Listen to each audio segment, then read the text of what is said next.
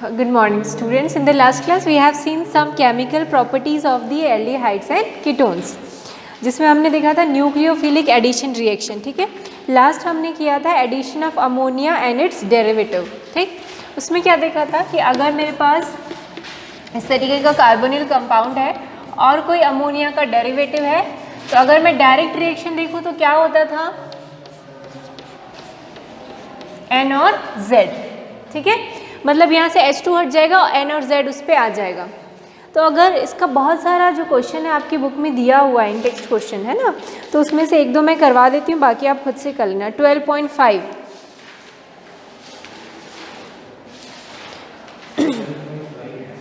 इन text question 12.5. ठीक है, predict the product of the following reaction. आपको प्रिडिक्शन करना है. तो पहला इस तरीके का एक कंपाउंड है. ये क्या है, ये कौन सा कंपाउंड है, आपको क्या दिख रहा है, ये क्या है, ये कीटोन है. ये कीटोन है कि नहीं.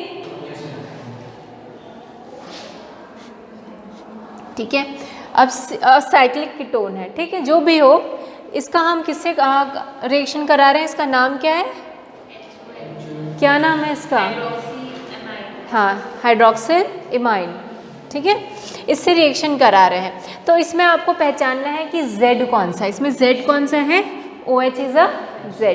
तो क्या होना चाहिए इसमें, ये O हट जाएगा, उसकी जगह N और Z आना है. ठीक है, सो इसका रिएक्शन होगा तो क्या कंपाउंड बनेगा,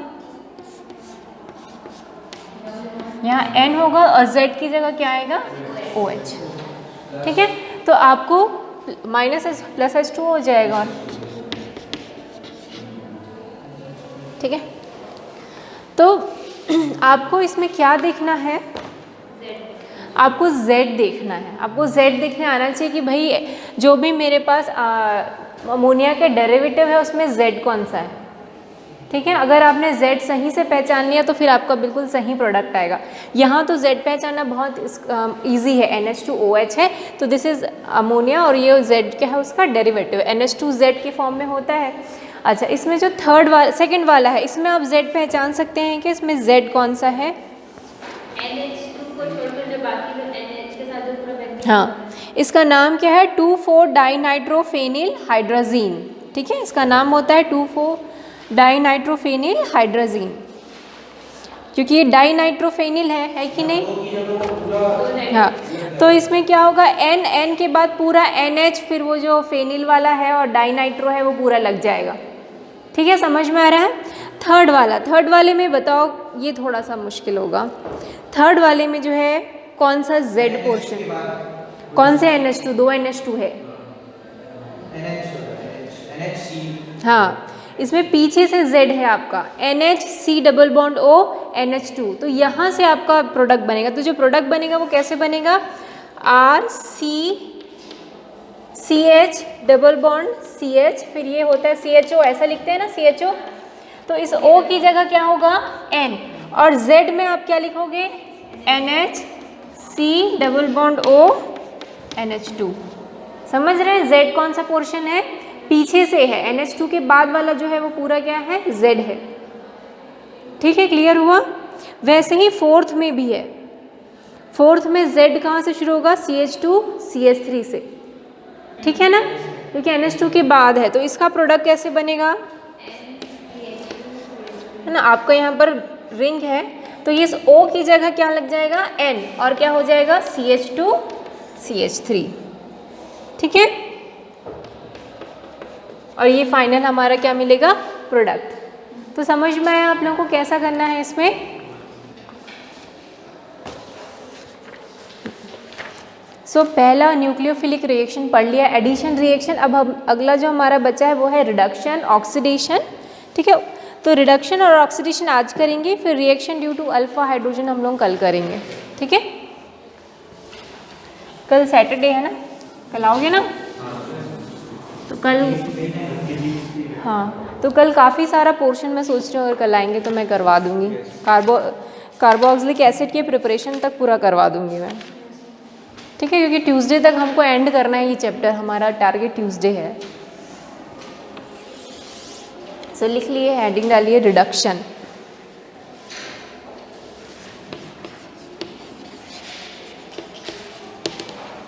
सो जब एल्डिहाइड या कीटोन का रिडक्शन होता है ना, तो दो टाइप का रिडक्शन होता है। एक बार रिडक्शन होके वो अल्कोहल देते हैं, और एक टाइप के रिडक्शन से वो क्या देते हैं, हाइड्रोकार्बन्स। ठीक है, सो पहला हम लोग देखते हैं रिडक्शन टू अल्कोहल। ठीक है, ये हम पढ़ चुके हैं, ये मेथड प्रिपरेशन ऑफ अल्कोहल में ये मेथड था कि एल्डिहाइड या कीटोन या कार्बोक्सिलिक एसिड से अल्कोहल कैसे बनाए। सो क्या करेंगे हम, जो एल्डिहाइड कीटोन का रिडक्शन कराएंगे, इसमें 3 टाइप के रिडक्शन हो सकते हैं। पहला है reduction with hydrogen in the presence of nickel, platinum और पैलेडियम मेटल्स। दूसरा है with the use of sodium borohydrate, और तीसरा है with the use of lithium aluminium hydride. So 3 तरीके से इसका हाइड्रोजनेशन हो सकता है। ठीक, सो कार्बोनिल ग्रुप है, इसका रिडक्शन किससे करा सकते हैं, या तो H2 in the presence of nickel, platinum या फिर पैलेडियम। ठीक है, या फिर हम यूज़ करेंगे लिथियम एल्यूमिनियम हाइड्राइड का, या फिर सोडियम बोरोहाइड्राइड का। ठीक है, इन दोनों में से किसी, इन तीनों में से किसी का भी यूज़ करेंगे तो हमको क्या मिलेगा, अल्कोहल मिलेगा। ठीक है, तो देखते हैं एक एक करके सबका यूज़ करते हैं और क्या बनाते हैं, अल्कोहल। पर इसमें क्या होता है ना, एल्डिहाइड्स जो होते हैं उनका अगर रिडक्शन होगा तो वो हमको देते हैं प्राइमरी अल्कोहल। क्या देते हैं वो, प्राइमरी अल्कोहल। और कीटोन का होगा तो वो क्या देंगे, कीटोन का अगर रिडक्शन होगा तो वो क्या देंगे, सेकेंडरी अल्कोहल। और 3 degree alcohol can not be obtain by this method.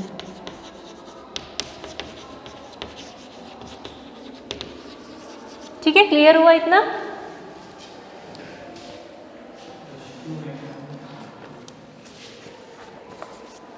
सो कोई भी एक एक एल्डिहाइड कीटोन लेके बनाते हैं CH3CHO। ठीक है, इसका हम हाइड्रोजनेशन कराएंगे इन दी प्रेजेंस ऑफ प्लेटिनम। ठीक, सो इसको मैं इस तरीके से लिखूंगी तो ज़्यादा बेटर है।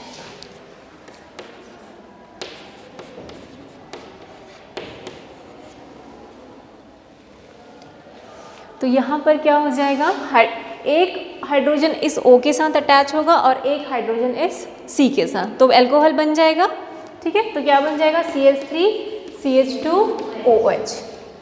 ठीक है, तो ये पहला प्राइमरी अल्कोहल है। अगर मैं इसी की जगह कीटोन लेती हूँ तो क्या बनेगा, सेकेंडरी अल्कोहल। यहाँ पर मैं ले लेती हूँ लिथियम एल्यूमिनियम हाइड्राइड। ठीक, सो क्या होगा, एक H इस O के साथ कनेक्ट होगा और एक H C के साथ। ठीक है, तो क्या बनेगा, CH3CHOH CH3, ये बनेगा। ये कैसा है, सेकेंडरी अल्कोहल है ना, इसका नाम क्या हो जाएगा, प्रोपेन 2-ओल होगा कि नहीं।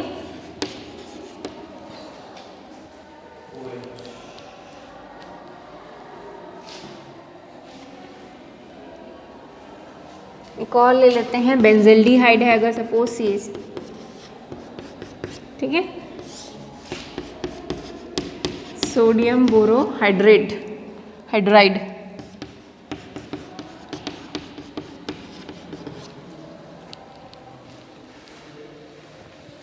CH2OH है ना, एक H इसके साथ एक H इसके साथ, तो C6H5CH2OH बना। हो गया, लिख लिए पूरा। नेक्स्ट होता है, नेक्स्ट सेकंड है रिडक्शन टू हाइड्रोकार्बन। इसमें दोनों ही जो रिएक्शन है ना वो नेमिंग रिएक्शन है। ये मेथड भी शायद आप लोग 11th क्लास में पढ़े होंगे, रिडक्शन टू हाइड्रोकार्बन। ठीक है, एल्डिहाइड या कीटोन से किस तरीके से हाइड्रोकार्बन बनाना है। तो इसमें दो आपको नेमिंग रिएक्शन मिलेंगे, एक तो वुल्फ किशन क्या है, वुल्फ किश्नर है ना, पहला रिएक्शन है वुल्फ किश्नर रिएक्शन, दूसरा है क्लेमेंसन रिएक्शन। ठीक है, सो पहले हेडिंग डाल लो क्लीमेंसन रिडक्शन, इसमें 2 है।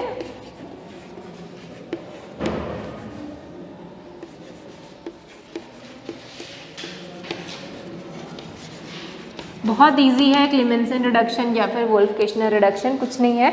दोनों में हम अलग अलग टाइप का यूज़ करेंगे रिएजेंट उसको रिडक्शन करने के लिए, एल्डिहाइड या कीटोन को, ठीक है। तो पहले केस में क्लीमेंसन रिडक्शन में हम लिखते हैं जिंक अमालगेशन, ठीक है, zinc अमालगम with the use of concentrated hydrochloric acid, ठीक है। तो इसमें जिंक अमालगम यूज होगा।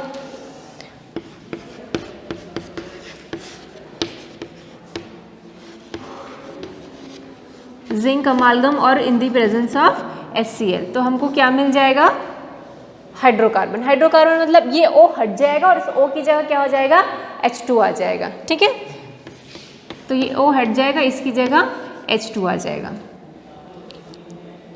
तो यहाँ पर रिडक्शन हो गया, तो हाइड्रोकार्बन मिल गया, ठीक है। सो इसमें कैसे लिखेंगे, एल्डिहाइड या ketone is treated with the zinc amalgam in the presence of hydrochloric acid, then will get hydrocarbon, ठीक है। उससे हमको क्या मिलेगा, हाइड्रोकार्बन मिलेंगे, एल्केन मिलेगा। तो कोई भी एल्डिहाइड या कीटोन कुछ भी ले लो, ठीक है। तो हमको क्या मिल गया, CH3CH और यहाँ पर H2 आके अटैच हो जाएगा। देखो CH3 क्या होता है, एल्केन। सो एल्डिहाइड ये क्या है, एसिटल्डिहाइड। एसिटल्डिहाइड से हमको क्या मिल गया, एल्केन मिल गया। समझ रहे हैं ना, O को हटा के क्या लगा देना है, H2। सो अगर एग्जाम में आता है कि एल्डिहाइड से एल्केन बनाएंगे तो किससे बनाएंगे हम, क्लीमेंसन रिडक्शन प्रोसेस से बनाएंगे, ठीक है। एक कीटोन लेके भी बना के देख लो आप लोग।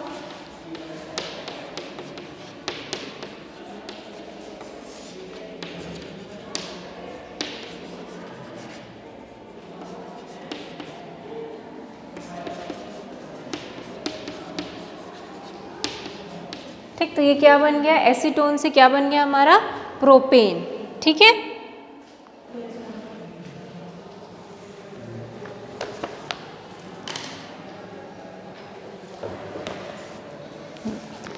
नेक्स्ट जो इसमें है वो है वोल्फ-किश्नर रिएक्शन।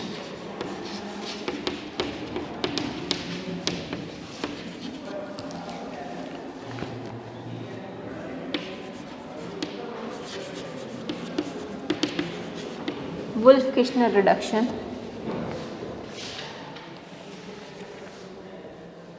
इसमें क्या होगा, एल्डिहाइड या कीटोन का रिएक्शन हम किससे कराते हैं, हाइड्रोजन से कराते हैं, ठीक है। हाइड्रोजन हमने पढ़ा NH2 को क्या बोलते हैं, हाइड्रोजन बोलते हैं। तो इसमें एल्डिहाइड या कीटोन का रिएक्शन हम हाइड्रोजन से कराएंगे और उसके बाद उसको हीट करेंगे कोई बेस के साथ, स्ट्रॉन्ग बेस के साथ हीट करते हैं, जैसे KOH हो गया या सोडियम हाइड्रोक्साइड हो गया, उसके साथ हम क्या करते हैं, हीट करते हैं, ठीक है। और उसमें हम एक सॉल्वेंट लेते हैं इथाइलिन ग्लाइकोल, ठीक है। तो उससे हमको क्या मिल जाता है, फाइनली हाइड्रोकार्बन मिल जाता है, ठीक। तो इसमें हम क्या यूज़ कर रहे हैं, हाइड्राजीन, ठीक। पहले एल्डिहाइड कीटोन का रिएक्शन हाइड्रोजन से कराएं तो हमको हाइड्राजोन मिलता है। उस हाइड्राजोन को हम हीट करेंगे किसी बेस के साथ, स्ट्रॉन्ग बेस के साथ, और उसमें हम सॉल्वेंट क्या लेंगे, इथाइलिन ग्लाइकोल, ठीक है।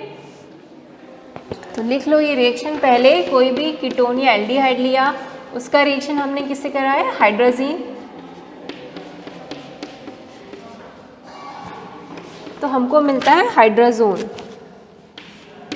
तो आपको पता होगा क्या होगा, N और N के साथ Z जुड़ जाएगा। इसमें Z क्या है, NH2, ठीक है। तो ये हमको मिला, ये हाइड्रोजन है,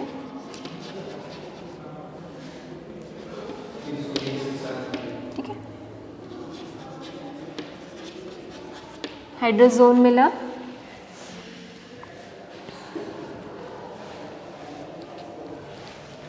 अब इसका रिएक्शन हम क्या कराएंगे, KOH या फिर NaOH से, और हम सॉल्वेंट क्या यूज़ करेंगे, इथाइलिन ग्लाइकोल, ठीक। तो अब हमको क्या मिल जाएगा, सिंपल हाइड्रोकार्बन। तो वो पूरा जो NH2 है उसको हटा दो और क्या लिख दो, H2। ये N2 करके निकल जाएगा, ठीक है। ये नाइट्रोजन N2 करके निकल जाएंगे। अगर आप इसका पूरा मैकेनिज्म देखो तो ये H2 भी हट जाएगा। यहाँ पर जो H आता है ना, वो H आता है KOH में से H आता है, ठीक है, यहाँ से H नहीं आता है। तो फाइनली हमको मिलेगा यहाँ पर H2 आ जाएगा और N2 अलग हो जाएगा, N2 गैस निकल जाएगी। तो क्या मिला हमको? हाइड्रोकार्बन। सो एक एल्डिहाइड और एक एल्कोहल लेके आप इस रिएक्शन को भी कंप्लीट कर लो, ठीक है। एसिटल्डिहाइड ले लो और क्या ले लो, एक एसीटेन ले लो, उसका रिएक्शन हाइड्रोजन से कराओ, फिर हाइड्रोजन मिलेगा, फिर फाइनली कराओ तो क्या मिलेगा? हाइड्रोकार्बन। कौन कौन सा हाइड्रोकार्बन मिलेगा? एक में मिलेगा एथेन और एक में मिलेगा प्रोपेन, ठीक है। चलिए करा लीजिए, हो जाएगा ना। Then next topic is oxidation, ठीक। सो एल्डिहाइड का ऑक्सीडेशन बहुत ही इजी है, ठीक है। Aldehyde easily oxidise into carboxylic acid. Aldehyde को अगर हम उसका ऑक्सीडेशन कराएंगे तो हमको क्या मिलता है? Carboxylic acid. तो ये बहुत ही ईजिली ऑक्सीडाइज हो सकते हैं। कोई भी हम ऑक्सीडाइजिंग ले लें, नाइट्रिक एसिड एक ऑक्सीडाइजिंग एजेंट है, KMnO4, potassium permanganate, this all are oxidising agent. तो इनके प्रेजेंस में अगर हम ऑक्सीडाइज कराते हैं CHO ग्रुप का, तो किस में चेंज हो जाएगा? कार्बोक्सिलिक एसिड में। पर जो कीटोन्स हैं दे do not undergo oxidation reaction very easily. उनके लिए बहुत ही विगरस कंडीशन की ज़रूरत है। विगरस मतलब आपको बहुत हाई टेम्परेचर चाहिए, कोई हाई ऑक्सीडाइजिंग एजेंट चाहिए, तभी उसका क्या होगा?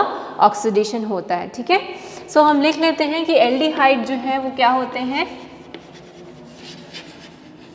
इजीली क्या हो जाते हैं? ऑक्सीडाइज हो जाते हैं, ठीक है।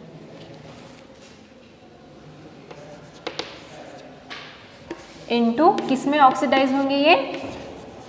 कार्बोक्सिलिक एसिड में।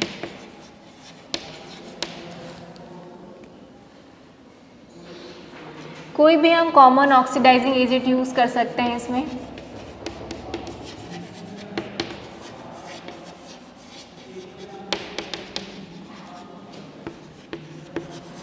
क्या क्या यूज कर सकते हैं हम? KMnO4 या फिर नाइट्रिक एसिड, K2Cr2O7, है ना, ये सब क्या है? ऑक्सीडाइजिंग एजेंट है। इन सब का यूज़ करके हम क्या कर सकते हैं? एल्डिहाइड को किस में चेंज कर सकते हैं? कार्बोक्सिलिक एसिड में। इसके अलावा दो और रिएजेंट होते हैं, एक को बोलते हैं टॉलेंस रिएजेंट और दूसरे को बोलते हैं फेहलिंग रिएजेंट। ये बहुत ही माइल्ड ऑक्सीडाइजिंग एजेंट होते हैं। माइल्ड मतलब इनकी ऑक्सीडाइजिंग पावर ज़्यादा नहीं है, किनकी? टॉलेंस रिएजेंट की और फेहलिंग रिएजेंट की। तो Tollens and Fehling reagent also oxidises aldehyde into carboxylic acid, ठीक है। सो लिखेंगे यहाँ पर even mild oxidising agent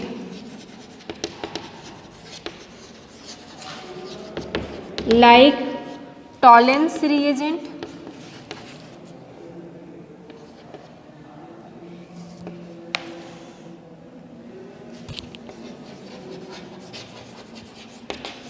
and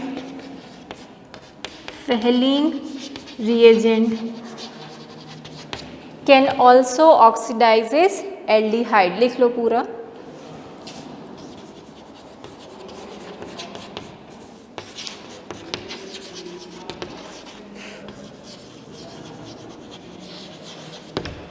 ठीक है।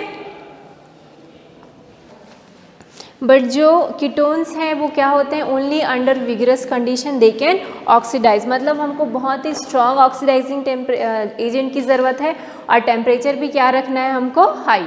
सो लिख लो ketones are generally oxidises under vigorous condition. ठीक है। कीटोन्स के लिए हमको क्या चाहिए? बहुत ही विगरस कंडीशन चाहिए। विगरस कंडीशन मतलब हमको क्या चाहिए? स्ट्रॉन्ग ऑक्सीडाइजिंग एजेंट चाहिए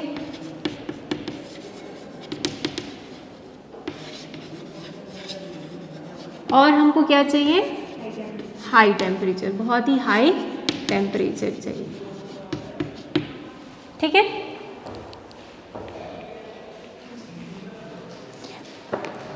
तो देखो एल्डिहाइड का तो बहुत इजी है। जैसे अगर हमने एसिटल्डिहाइड लिया, ठीक है, तो एसिटल्डिहाइड किस में चेंज हो जाएगा? कौन सा? एथेनोइक एसिड में, है ना।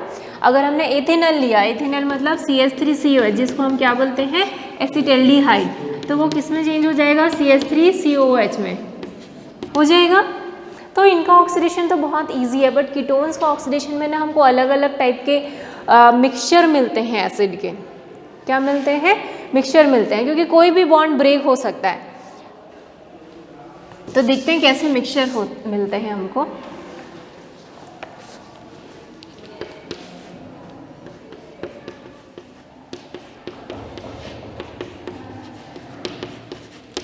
ठीक, अब हो सकता है कि बॉन्ड यहाँ से ब्रेक हो जाए।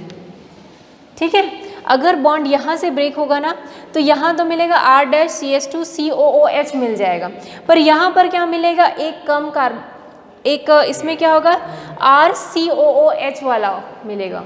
ठीक है, इसमें क्या मिलेगा R-CH2COOH वाला मिलेगा और यहाँ पर RCOOH वाला मिलेगा। तो दो यहाँ से कंपाउंड मिल गए। ठीक है, और हो सकता है अगर यहाँ से ब्रेक हो जाए, अगर यहाँ से ब्रेक होगा, एक बार बॉन्ड यहाँ से ब्रेक हुआ तो एक ये एसिड मिला और एक ये एसिड मिला। ठीक है, अगर बॉन्ड यहाँ से ब्रेक होता है तो क्या क्या मिलेगा? RCH2COOH, R-COOH। समझ में आ रहा है? तो 4 टाइप के एसिड मिल सकते हैं इसमें। ओके, सो लिख लो क्या मिलेगा। फर्स्ट इज RC, अगर ये वाला बॉन्ड ब्रेक हो रहा है तो मिलेगा RCH2COOH प्लस R-COOH। क्लियर है क्या यहाँ पर? और अगर यहाँ से बॉन्ड ब्रेक होता है तो क्या मिलेगा? R-CH2COOH। ठीक, तो will get a mixture of acid. ये कीटोन है ना, कीटोन के केस में हमको मिक्सचर मिलता है। सिंपल एल्डिहाइड का तो सिंपल क्या मिलेगा? अगर एथेनॉल है तो इथेनोइक एसिड मिल गया हमको, प्रोपेनॉल है तो प्रोपेनोइक एसिड मिल जाएगा। ठीक है, उसमें कोई प्रॉब्लम नहीं, बट कीटोन का थोड़ा सा हमको मिक्सचर मिलता है। एक खुद से करके देखो तो ज़्यादा क्लियर होगा। मैं एग्जाम्पल दे रही हूँ। इसका ऑक्सीडेशन यहाँ पर O लिख लेना, O लिखना भूल गई। ठीक है, अब इसका ऑक्सीडेशन होगा तो कितना है? 4 टाइप के एसिड मिलेंगे, वो कौन कौन से आपको बताना है। क्या क्या बना? C3H7 COOH plus HCOOH। HC, अच्छा ठीक है, हाँ करेक्ट। और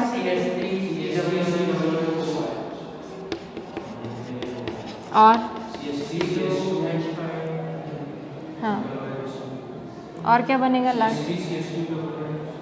कहाँ से CH3CH2 कहाँ से बन जाएगा? करेक्ट। अब देखो ना, अगर यहाँ से बॉन्ड ब्रेक होगा, यहाँ से है ना, तो यहाँ से एक कम कार्बन यहाँ पर आएगा और COOH आएगा। देखो यहाँ पर जैसे कि RCH2 है ना, तो क्या बन रहा है RCOOH। इसको भी आप इस तरीके से लिख सकते हैं। अगर आप इसको इसमें कन्फ्यूजन हो रहा है तो क्या लिखो, इसको C2H5CH2 ऐसा लिख दो। तो क्या बनेगा इसका? अगर यहाँ से बॉन्ड ब्रेक होगा तो C2H5COOH बनेगा कि नहीं? तो ये वाला ये है। अगर यहाँ से बॉन्ड ब्रेक होता है तो क्या क्या बनेगा? C2H5COOH और क्या बनेगा? CH3COOH। ठीक है, और अगर बॉन्ड यहाँ से ब्रेक होता है तो एक तो ये बनेगा ये पूरा C3H7COH और क्या बनेगा? CH3, CH3 से क्या बन जाएगा? SCOH। क्लियर हुआ? अब हमारा बचा है टॉलेंस टेस्ट और फेहलिंग टेस्ट। ठीक है, जैसे मैंने बताया कि एल्डिहाइड जो होता है वो माइल्ड कंडीशन में भी क्या हो जाता है? ऑक्सीडाइज हो जाता है। तो हमको बहुत ही माइल्ड ऑक्सीडेशन रिएजेंट भी उसको क्या कर सकते हैं? एल्डिहाइड को ऑक्सीडाइज कर सकते हैं। तो 2 टाइप के रिएजेंट होते हैं, एक टॉलेंस रिएजेंट होता है और फेहलिंग रिएजेंट होता है। ये दोनों भी क्या कर सकते हैं? एल्डिहाइड को ऑक्सीडाइज कर सकते हैं। तो पहले हम लोग देखते हैं टॉलेंस रिएजेंट से क्या होता है। सो लिख लो Tollens test.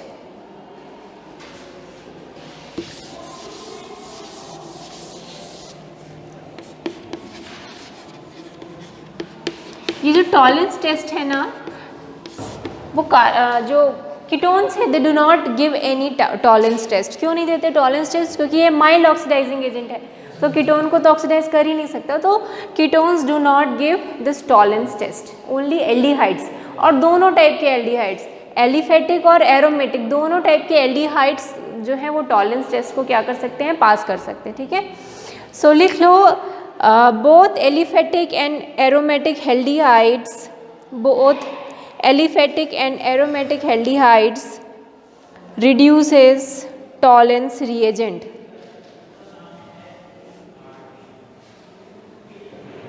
Both aliphatic and aromatic aldehyde reduces tolerance reagent. एक आध एरोमेटिक एल्डिहाइड के एग्जाम्पल बताया क्या? Benzaldehyde, benzaldehyde is a aromatic aldehyde. बाकी आप एथेनॉल प्रोपेनॉल पढ़ते हैं, दे आर एलिफेटिक एल्डिहाइड्स। ठीक है, तो ये दोनों टाइप के एल्डिहाइड्स को रिड्यूस कर सकता है, दोनों टाइप के एल्डिहाइड जो हैं वो टॉलरेंस रिएजेंट से ऑक्सीडाइज हो सकते हैं। अब पर ये टॉलरेंस रिएजेंट होता क्या है? ठीक है, सो टॉलरेंस रिएजेंट कुछ नहीं है, it is ammoniated silver nitrate. क्या होता है ये? सिल्वर नाइट्रेट ही है ना, हाँ, सिल्वर नाइट्रेट सोल्यूशन। क्या होता है? अमोनिएटेड सिल्वर नाइट्रेट सॉल्यूशन को हम क्या बोलते हैं? Tollens test, Tollens reagent. It is called Tollens reagent. ठीक है, टॉलरेंस रिएजेंट एक कॉम्प्लेक्स रिएजेंट होता है, एक कॉम्प्लेक्स होता है, इसको आप लिख सकते हो AgNH3 ट्वाइस प्लस। ठीक है, इसी को हम क्या बोलते हैं? टॉलरेंस रिएजेंट, एक कॉम्प्लेक्स है ये। ठीक है, अब यही टॉलरेंस रिएजेंट क्या करेगा? किसी एल्डिहाइड का क्या करेगा? ऑक्सीडाइज करेगा। तो देखो इसको ऑक्सीडाइज करते हैं तो क्या होगा? जो एल्डिहाइड है उसका ऑक्सीडेशन हो जाएगा और वो एसिड बन जाएगा, और ये टॉलरेंस रिएजेंट का क्या हो जाएगा? रिडक्शन होगा, क्योंकि अगर किसी का ऑक्सीडेशन हो रहा है तो किसी का तो रिडक्शन होगा ना। ठीक है, तो अगर एल्डिहाइड का क्या हो रहा है? ऑक्सीडेशन हो रहा है, तो इसका क्या हो जाएगा? रिडक्शन। ठीक है, सो रिएक्शन लिख लो, कोई एल्डिहाइड जैसे RCHO है इसका, और ये हमेशा बेसिक मीडियम में होता है। ठीक है,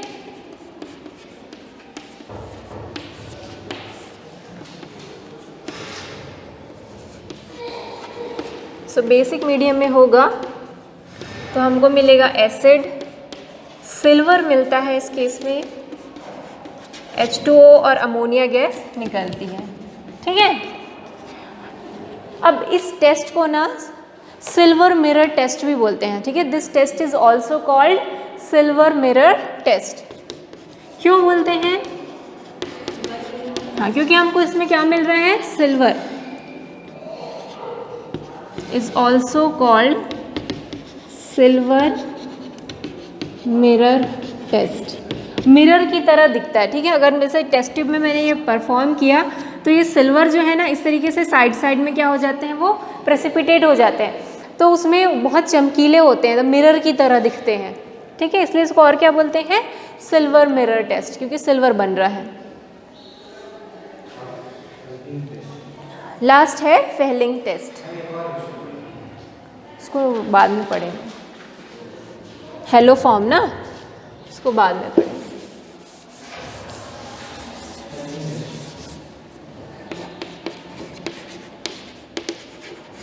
फेहलिंग्स टेस्ट। तो फेहलिंग रिएजेंट क्या होता है? एक्चुअली आप लोग बायो में प्रैक्टिकल करते हैं तो देखते हैं ना, फेहलिंग सॉल्यूशन A और B होता है। क्या होता है फेहलिंग सॉल्यूशन? A जो होता है it is aqueous copper sulphate solution. ठीक है, दो सॉल्यूशन होते हैं फेहलिंग सॉल्यूशन, एक होता है A और दूसरा क्या होता है? B। दोनों को मिला देंगे तो हमारा मिलेगा फेहलिंग रिएजेंट। क्या मिलेगा? Fehling reagent. तो फेहलिंग सॉल्यूशन B, दोनों को मिला देंगे तो क्या मिलेगा? Fehling reagent. ठीक है, सो ये जो होता है Fehling solution A, it is aqueous copper sulphate solution. ठीक है, और फेहलिंग सॉल्यूशन B जो है वो है sodium potassium tartrate. Fehling solution B क्या होता है? Sodium potassium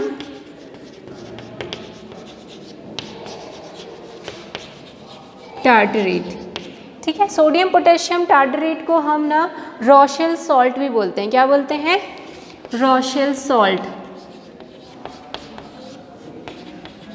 it is also called Rochelle salt. तो इन दोनों का मिक्स करेंगे तो हमारा क्या मिलेगा? Fehling reagent. फेहलिंग रिएजेंट में जो कॉपर होता है ना वो Cu2+ फॉर्म में रहता है, क्योंकि यहाँ पर CuSO4 कौन से फॉर्म में है? 2, Cu2+ के फॉर्म में है ना। तो क्या होता है ना कि Cu2+ जो है उसका कलर कौन सा कलर का होता है? वो रेडिकल का कलर क्या होता है Cu2+ का? ब्लू होता है कि नहीं? ठीक है। सो फेहलिंग रिएजेंट में उसका जो कॉपर सल्फेट होगा वो ब्लू कलर का होगा, पर जब ये इसको ऑक्सीडाइज कर देता है CHO का, तो इसका क्या हो जाएगा? रिडक्शन। अगर ये उसको ऑक्सीडाइज कर रहा है मतलब ये खुद क्या हो रहा है? रिड्यूस हो रहा है। तो ये रिड्यूस होके Cu+ में चेंज हो जाता है। किस में चेंज होता है? Cu+ में। तो जिससे उसका सॉल्यूशन का कलर जो होता है वो रेड ब्राउन हो जाएगा। जो ब्लू है वो क्या हो जाएगा? Red brown. तो जैसे इस टेस्ट का यूज़ हम ना जनरली एल्डिहाइड के आइडेंटिफिकेशन के लिए करते हैं। अगर हमको कोई केमिकल मिला हुआ है, हमको पता नहीं है कि उसमें एल्डिहाइड है कि नहीं है, तो हम क्या करेंगे? उसमें फेहलिंग सॉल्यूशन मिला देंगे। तो अगर उसमें फेहलिंग सॉल्यूशन में उस केमिकल में मिला दिया और वो रेडिश ब्राउन कलर का हो गया, उसका मतलब क्या है कि हमारे केमिकल में क्या प्रेजेंट है? एल्डिहाइड प्रेजेंट है। सो एल्डिहाइड के आइडेंटिफिकेशन के लिए फेहलिंग सॉल्यूशन का यूज़ करते हैं हम लोग, फेहलिंग रिएजेंट का। क्लियर हुआ ये? ठीक है। दूसरा है कि ये जो टेस्ट है ना, एरोमेटिक एल्डिहाइड मतलब बेंजल्डिहाइड भी नहीं देता है, ये कोई रिस्पॉन्ड नहीं करता बेंजल्डिहाइड, कीटोन्स भी रिस्पॉन्ड नहीं करते हैं। सिर्फ और सिर्फ एलिफेटिक एल्डिहाइड्स ही इस टेस्ट को क्या करते हैं? रिस्पॉन्ड करते हैं।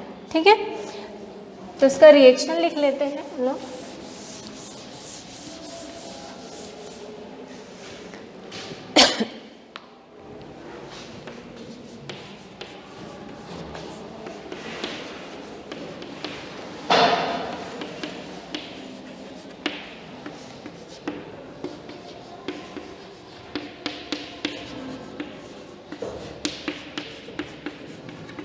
तो हमको कौन से कलर का प्रेसिपिटेट मिलेगा? रेड ब्राउन कलर का प्रेसिपिटेट मिलेगा, जो ये बताता है कि जो केमिकल है उसमें क्या है?